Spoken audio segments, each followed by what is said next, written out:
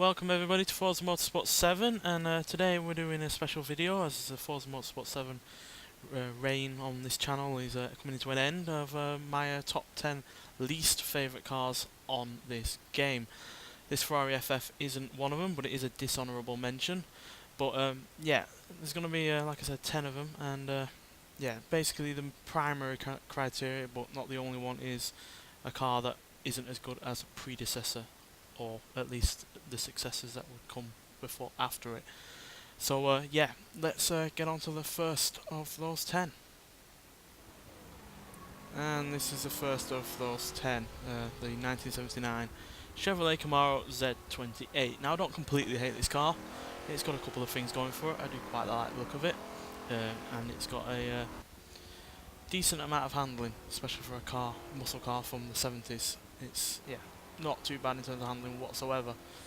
My problems though are otherwise, in terms of power especially. Only has 175 horsepower, 270 pounds-feet of torque, with a 5.7 litre V8, which is way down on power than a car from only 9 years ago.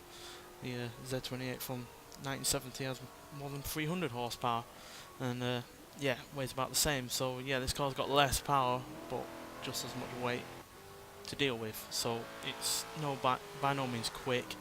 0 to 60, 7.3 seconds, and 0 to 120.4 seconds, only managing a measly 130 horsepower. So yeah, that power output really wouldn't be a bad thing though, quite frankly, if it didn't have the weight that it does. But when it weighs 3,560 pounds and you only got 175 horsepower to deal with, it's, yeah, inevitably going to be a bit of a slow car. But because it's got looks on its side and handling is far better than several other muscle cars from the same era, it's not going to be any higher than 10th place, but yeah, it's primarily down to the fact that it spits in the face of previous Camaros and successors as well. And yeah, it's just a bit drab and quite frankly the lackluster period of the Camaro, quite frankly. So yeah, let's move on to 9th place. And this is 9th place, the 2007 Honda Civic Type R. Now I love the 2004 version that is on this game. It's lightweight, it's powerful, it's fun to drive, and even though looks wise it's not as good as this car, I do really like the futuristic look of this car. It's, yeah, such a much better car to drive, and in the real world also a more practical vehicle as well. Now I know that the cars on this game are a bit different. The Civic Type R from 2004 is from Japan, whereas this is the UK version for this version of the car. So the power difference is a little bit different, but I really don't think, even if this car was the Japanese version with 10 extra horsepower over the Civic Type R that I have on this game, it wouldn't make much of a difference, because this is heavier than the previous version by 341 pounds. And yeah, that makes a bit of a difference when this has 14 horsepower less and 7 pounds-feet of torque less. It's 0.117 seconds slower to 60 at 6.3 seconds. It's 2.236 seconds slower to 100 at 17.6 seconds. And yeah, its top speed is about the same, but it's not really that great. And the worst thing of all is the fact that the handling isn't as good either. To make it cheaper or whatever, it's only got torsion beam axle at the rear rather than double wishbone suspension at the rear like the previous Civic Type R. So even though it's not dangerous or fall over whatever, it's just nowhere near as fun, and it's really rather boring. So yeah, it's got looks on its side, but performance wise and handling wise and general fun factor, it's just really rather lackluster, quite frankly. And yeah, I'll take the older version over this any day of the week. Right, let's get to 8th place. And 8th place is this 1970 Datsun 510. The definition of the most boring car on the whole game, quite frankly. Looks wise, it looks like something a child would draw if he has to draw a car. It's literally like a box. Quite frankly, it looks like a larder. And yeah, power and handling wise, it's dreadful as well. 96 horsepower, 100 pounds-feet of torque from its 1.6 litre inline 4 engine, which isn't the worst amount of power on this game by any means, and considering it only weighs 2,127 pounds, it, you know, doesn't have a lot of weight to lug around. But if you compare it to another Japanese car in the form of the Nissan Silvia from 4 years prior, which has 8 horsepower less and 3 pounds-feet of torque less, despite and also weighing 34 pounds more, that Nissan Silvia is quicker for whatever reason, because this can only do 13.5 seconds to 60 in 13.5 seconds. Takes a miserable 42.032 seconds to get to 100, and can do 105 mile an hour only. So yeah, poor performance. And then as you can see, handling wise, granted it is a 70s car, so you know, body roll is always going to be a thing to some extent, but it's, yeah, really rather roly-poly handling on it, and it really rather understeers quite poorly in places as well. So yeah, boring looks, and not that fun to drive, and not that quick either. Now I'm a fan of cars that don't necessarily have all the power in the world, and don't necessarily look that great either, but they generally do have the fun factor in terms of driving.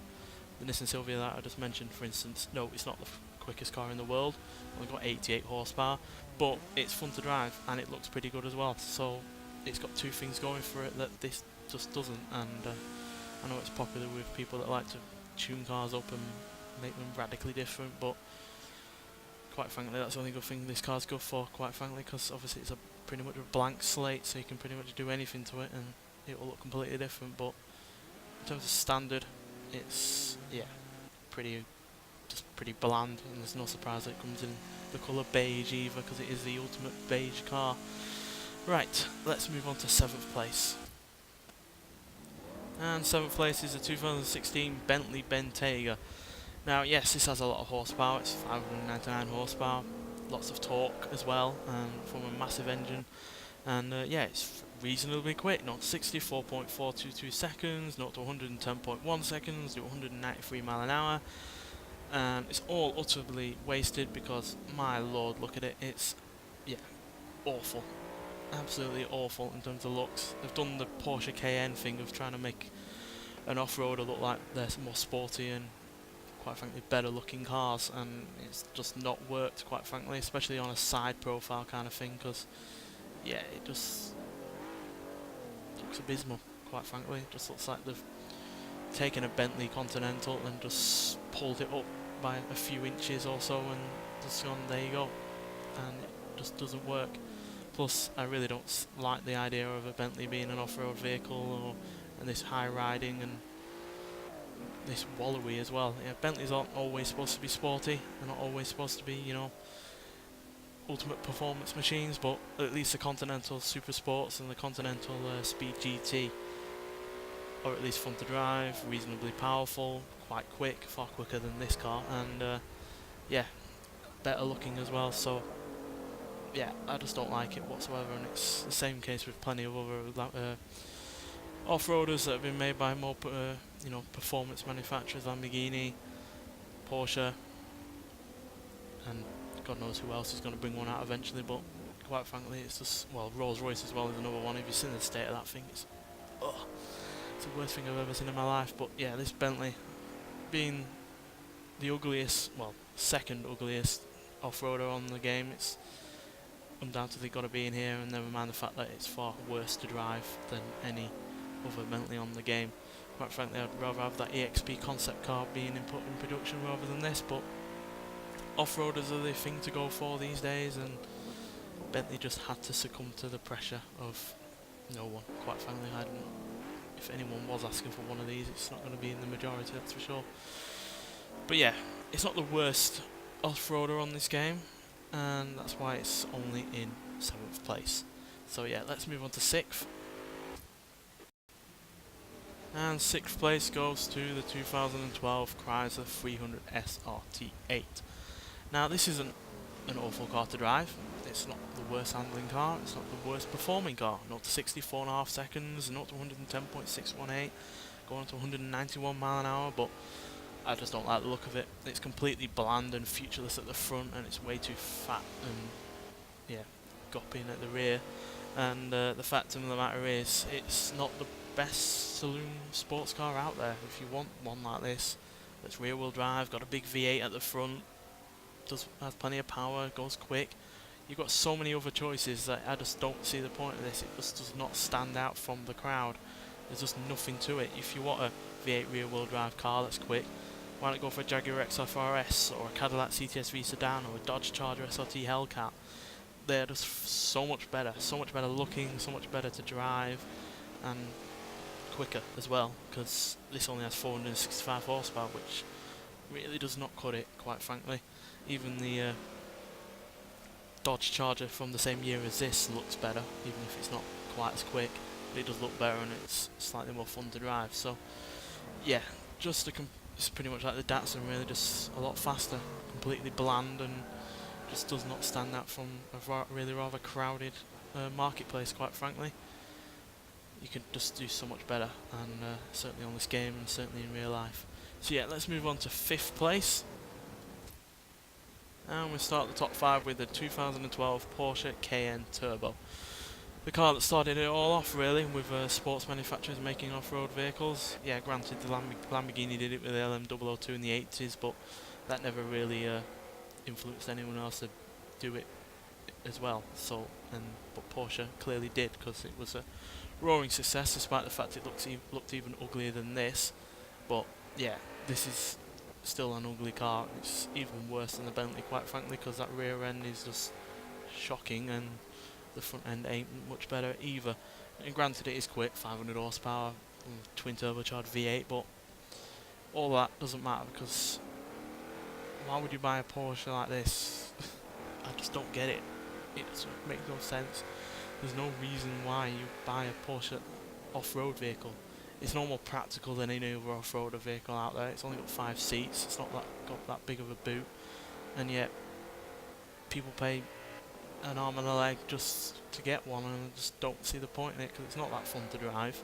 It rolls about. It's not as quick as other Porsches, obviously, because it's so heavy and is an off-road vehicle. And yeah, granted, I could have put the Panamera in here, but that at least is a decent driver's car. This isn't even that, and combine it with the ugliness and the fact that it's an off-roader when, quite frankly, there's no need for a Porsche off-roader at all.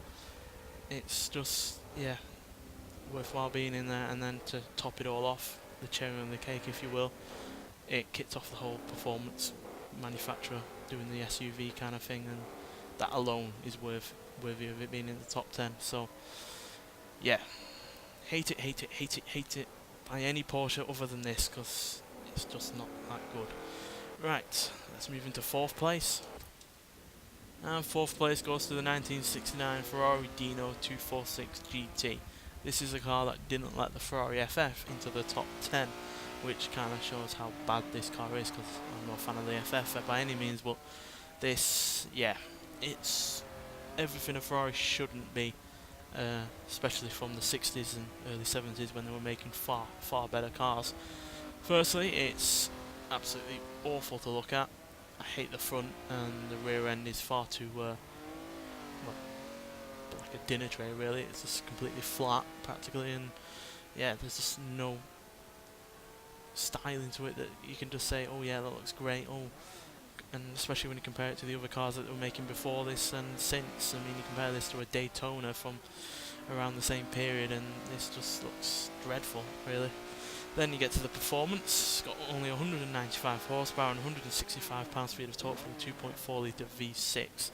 Now, I have no problem with that engine whatsoever, because I really do rather like it in the Fiat Dino Coupe, which is a far more fitting car for this engine. But in a Ferrari, when, you know, less than 200 horsepower in a car that is a Ferrari, it's supposed to have far more power than this.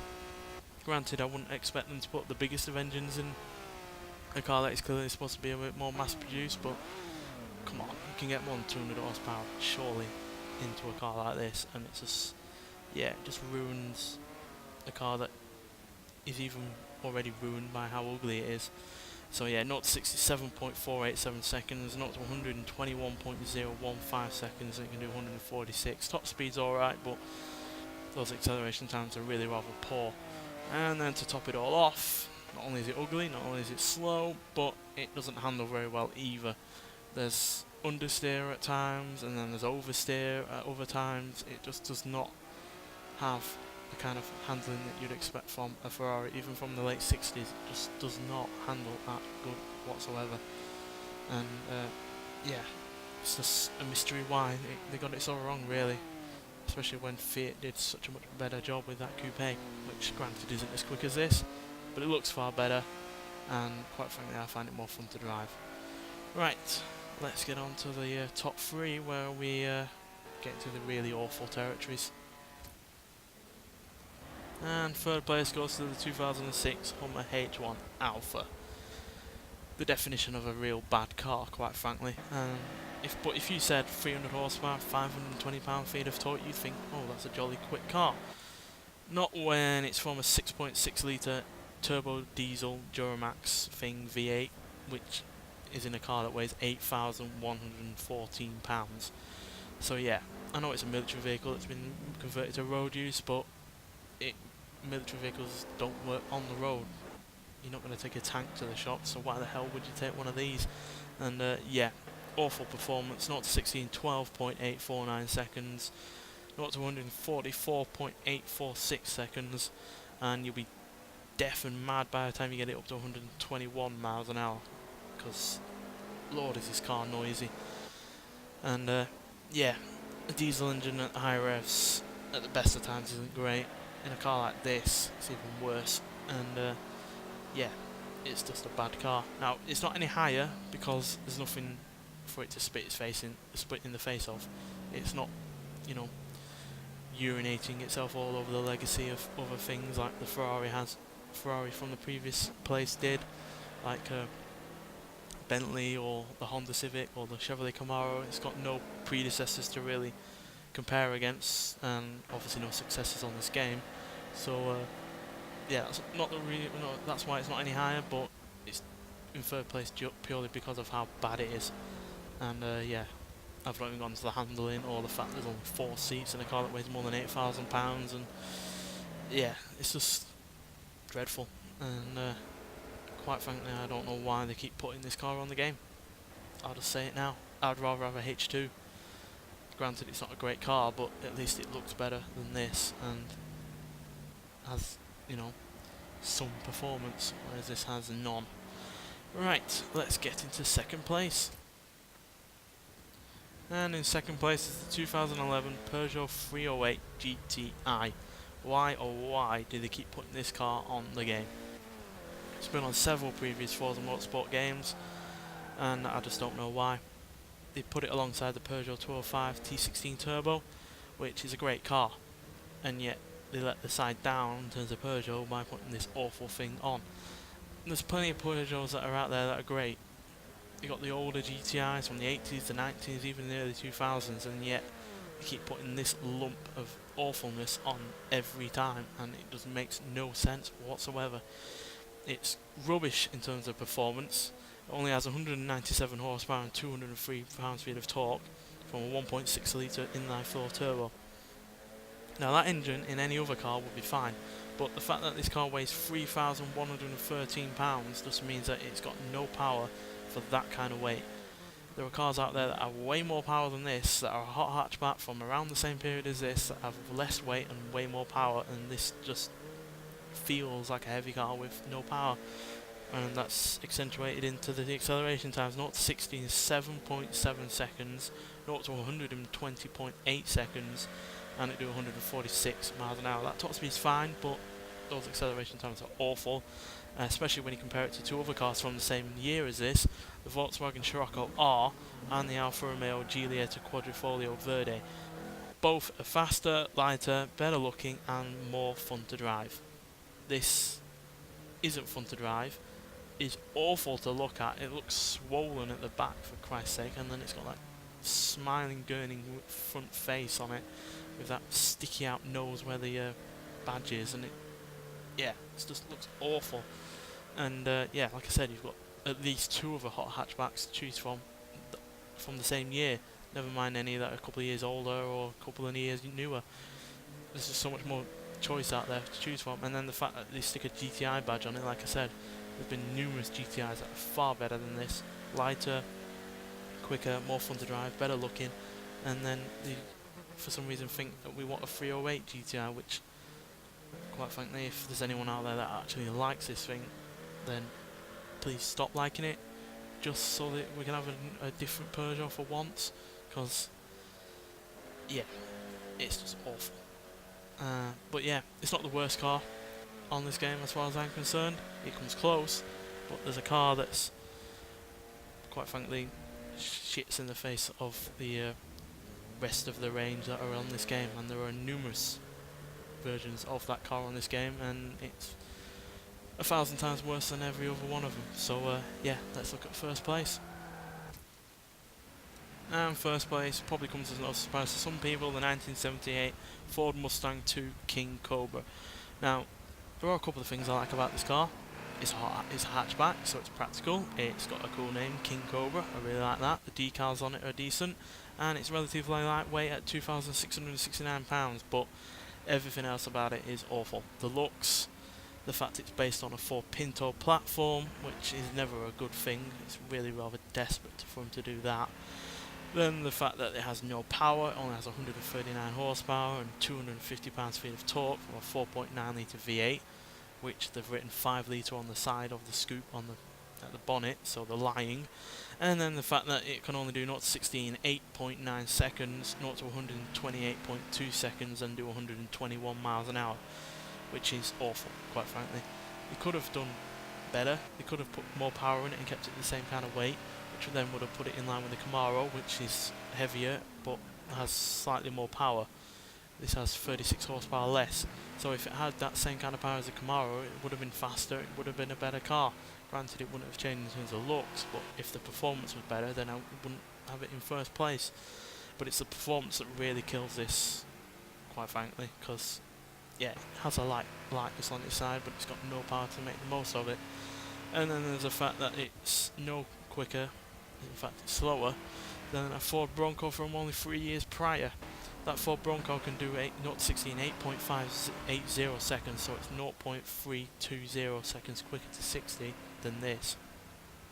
And it can do 0 to 128.120 seconds, so it's 0.08 of a second quicker to 100. Granted, this car has 4 mile an hour over the Bronco, but that's no surprise. That car's all-wheel drive. It's a giant of a car, quite frankly, in terms of aerodynamics. It's about as aerodynamic as a brick, but yeah, the fact that this car's barely any quicker in terms of top speed and no quicker in terms of acceleration than an off-roader that's older is, yeah, quite frankly, awful. And yes, I know it's from the era of emissions and government regulation and stuff like that, but the Camaro had more power from a year later, and there were emissions coming in, you know, at that time as well. So, and they had only a 800 extra cc to play with, and yet they got 36 more horsepower out of it. So, and 20 extra pounds-feet of torque. So, I just don't know why Ford, who, you know, they're not a small company, are they? Even back then, had all the brains and all the money in the world to play with, and yet for a car that's supposed to be a limited edition and, you know, rare, and the performance version of the car, it's just awful. Really, really bad. Yeah, it's far worse than any Mustang before it and any Mustang since. And I know people think the Fox body was bad, but at least that had power and torque and handling on its side, which this just didn't either. So yeah, it's my least favourite car on the game. Granted, there were probably people out there that think there were other cars that are worse than this or not as good, and granted there are slower cars out there than this and cars that don't handle as well as this, but as far as I'm concerned, this is just the perfect storm of bad looks, bad performance, not fun to drive, and is a, you know, a kick in the face to predecessors and successors. So yeah, it's my least favourite. To not end our videos on Forza Motorsport 7 on a bum note, there will be top 10 favourite cars on this game that will be out after this video, and yeah, I'm a bit more positive with that one, obviously. So yeah, thanks for watching. Let's see your top 10 least favourite cars on this game in the comments, and yeah, don't hate on me for my opinion. It is an opinion. I've used some facts in there, but it is an opinion at the end of the day, so don't hate on me. Anyway, thanks for watching, and I'll see you in the next one. Bye.